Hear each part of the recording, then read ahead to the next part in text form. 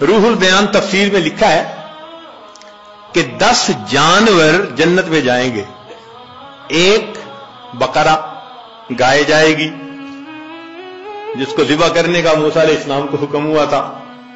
یونس علیہ السلام کی حوت مچھلی، القبش اسماعیل علیہ السلام کا ان کی جگہ جو مینڈا ذبح ہو گیا تھا وہ بھی جنت میں جائے گا. اجل ابراہیم علیہ السلام کا جس کو وہ بھون کے لائے تھے فرشتوں کو کھلانے کے لیے. نملہ سلیمان علیہ السلام کے لشکر کو دیکھ کر جس چیونٹی نے بات کی تھی، النمل ایتھا النمل ادخلوا مساکنکم، وہ چیونٹی بھی جنت میں جائے گی. ہدہد جس نے سلیمان علیہ السلام سے گفتگو کی تھی وہ پرندہ بھی جائے گا. صالح علیہ السلام کی ناقہ اونٹنی بھی جنت میں جائے گی اور نبی علیہ السلام کی ناقہ بھی جنت میں جائے گی.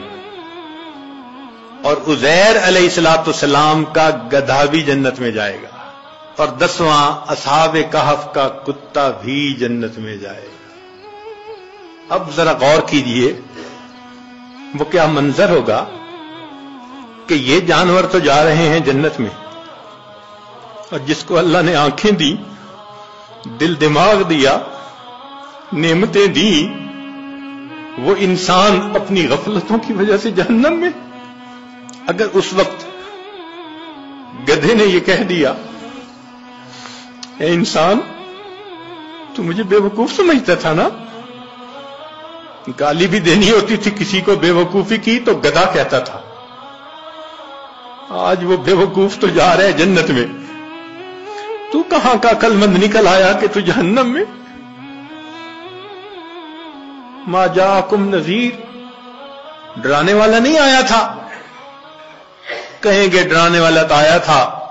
لو کننا نسمع او نعقل ما کننا فی اصحاب السعیر، اگر ہم سنتے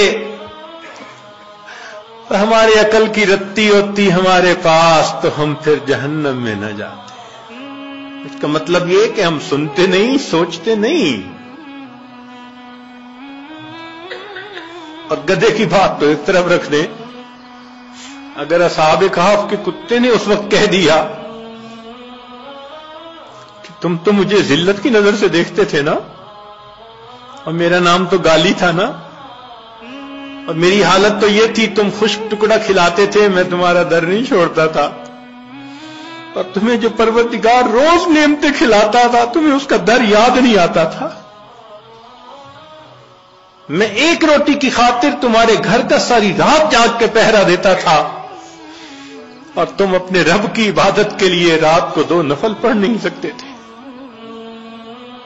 کتا جنت میں جا رہا ہوگا اور یہ حضرت انسان غفلت کی زندگی گزارنے کے بعد جہنم میں چے جائے کہ وہ وقت آئے جب انسان حسرت کرے اور اس کا علاج کوئی نہ ہو. ہمیں چاہیے کہ آج ہم اس کی حقیقت کو سمجھیں، اور جس طرح روح کو اپنے جسم کو غذا پہنچانے کے لیے فکر مند ہیں، ہم اپنی روح کو بھی غذا پہنچانے کے لیے فکر مند ہو جائیں.